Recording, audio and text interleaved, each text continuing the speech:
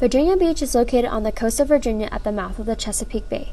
Virginia itself is quite susceptible to storms and hurricanes along its coastline due to the east coast of the United States being a common target of hurricane activity from the Atlantic.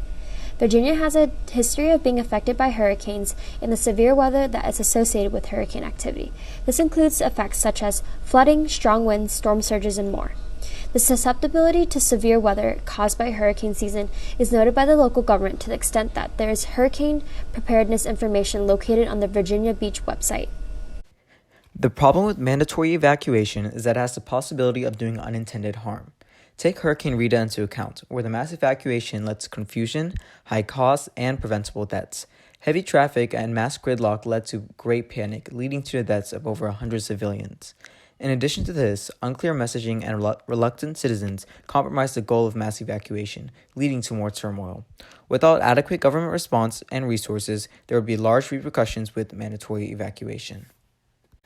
However, when you weigh the cons of evacuating against the advantages, it becomes clear that with ample time, resources, and knowledge of past mistakes, a frictionless evacuation is not only possible but needs to happen.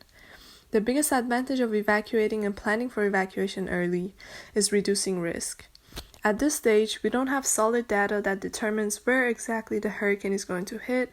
However, the history of Virginia Beach has been defined by vulnerability to severe weather activity.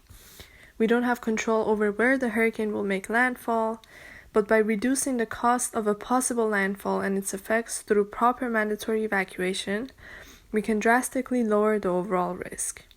I would like to remind the mayor of Hurricane Isabel in 2003, where a mandatory evacuation ordered 35 hours prior to landfall still led to 10 direct and 26 indirect deaths, loss of power for over 1.8 million people, and over $925 million in damage in the state of Virginia alone, which equals to $1.3 billion when accounted for inflation.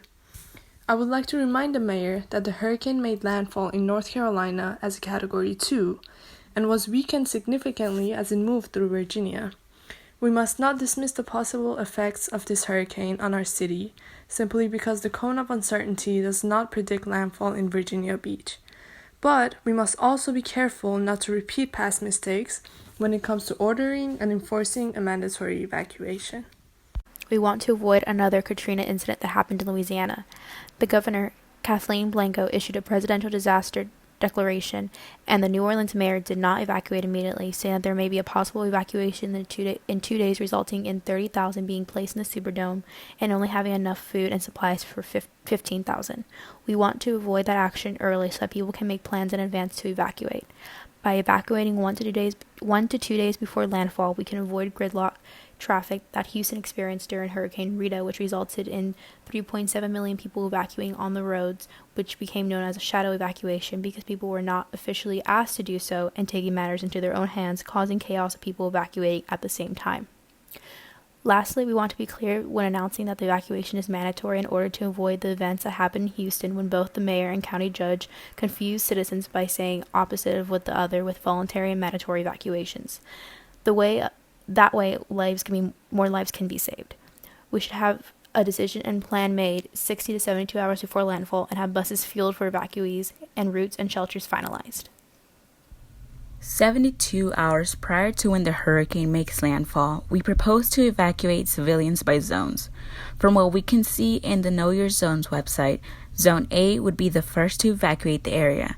To make the evacuation process run smoother, there will be a line of direct communication between the council and a hotel and motel further inland so that there isn't a congestion of people as evacuation proceeds.